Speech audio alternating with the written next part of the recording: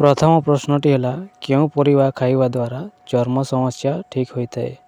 Option A କଲରା, option B ଆଲୁ, option C ବାଇଗଣ, ଅପସନ୍ ଡି ମୂଳା।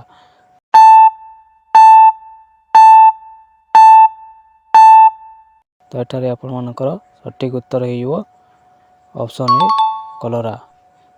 ତାପରେ 2 ନମ୍ବର ପ୍ରଶ୍ନଟି ହେଲା ସିଝା ଆଲୁ ଖାଇଲେ କ'ଣ ଶୀଘ୍ର ବଢ଼ିଥାଏ? Option A Shakti, option B ଓଜନ, ଅପସନ୍ ସି ଉଚ୍ଚତା, ଅପସନ୍ ଡି ବୁଦ୍ଧି।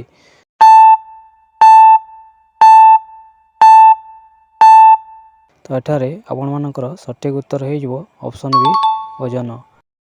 ତାପରେ 3 ନମ୍ବର ପ୍ରଶ୍ନଟି ହେଲା କେଉଁ ଖାଦ୍ୟରେ ସବୁଠାରୁ ଅଧିକ ପ୍ରୋଟିନ୍ ଥାଏ? ଅପସନ୍ ଏ କ୍ଷୀର, ଅପସନ୍ ବି ମାଛ, ଅପସନ୍ ସି ମାଂସ, ଅପସନ୍ ଡି ଅଣ୍ଡା।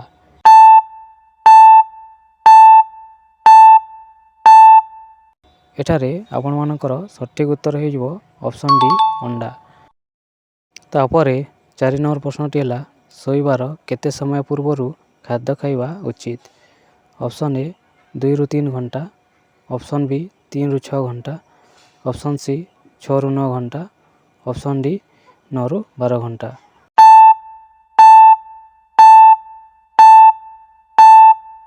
ତ ଏଠାରେ ଆପଣମାନଙ୍କର ସଠିକ୍ ଉତ୍ତର ହେଇଯିବ ଅପସନ୍ ଏ 2ରୁ 3 ଘଣ୍ଟା। ତାପରେ 5 ନମ୍ବର ପ୍ରଶ୍ନଟି ହେଲା କେଉଁ ପତ୍ର ଖାଇଲେ ଥାଇରଏଡ଼୍ ରୋଗ ଠିକ୍ ହୋଇଥାଏ? ଅପସନ୍ ଏ ବେଲପତ୍ର, ଅପସନ୍ ବି ତୁଳସୀ ପତ୍ର, ଅପସନ୍ ସି ନିମ୍ବ ପତ୍ର, ଅପସନ୍ ଡି ଧନିଆ ପତ୍ର।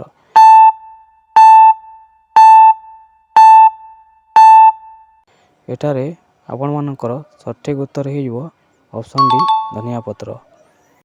ତାପରେ 6 ନମ୍ବର ପ୍ରଶ୍ନଟି ହେଲା ମଣିଷର ମୃତ୍ୟୁ ପରେ ତା'ର କିଡ଼ନୀ କେତେ ସମୟ ଜୀବିତ ରହିଥାଏ? ଅପସନ୍ ଏ 4 ଘଣ୍ଟା, ଅପସନ୍ ବି 6 ଘଣ୍ଟା, ଅପସନ୍ ସି 8 ଘଣ୍ଟା, ଅପସନ୍ ଡି 10 ଘଣ୍ଟା।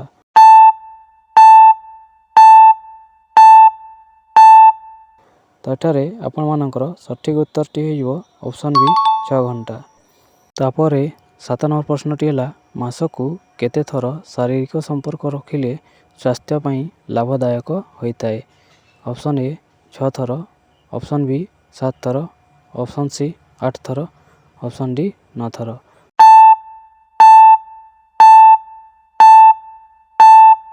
ତ ଏଠାରେ ଆପଣମାନଙ୍କର ସଠିକ୍ ଉତ୍ତରଟି ହେଇଯିବ ଅପସନ୍ ସି 8 ଥର। ତାପରେ 8 ନମ୍ବର ପ୍ରଶ୍ନଟି ହେଲା କ'ଣ ଖାଇବା ଦ୍ୱାରା ଚୁଟି ଝଡ଼ିବା ସମସ୍ୟା ଠିକ୍ ହୋଇଥାଏ? ଅପସନ୍ ଏ ମହୁ, ଅପସନ୍ ବି କ୍ଷୀର, ଅପସନ୍ ସି ଦହି, ଅପସନ୍ ଡି ଚିନି।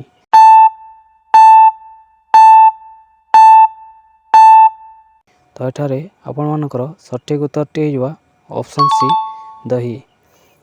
ତାପରେ 9 ନମ୍ବର ପ୍ରଶ୍ନଟି ହେଲା ଅଧିକ ମଦ୍ୟପାନ କଲେ ମଣିଷର କେଉଁ ଅଙ୍ଗ ନଷ୍ଟ ହୋଇଥାଏ? Option A liver, option B ଆଖି, option C heart, option D kidney.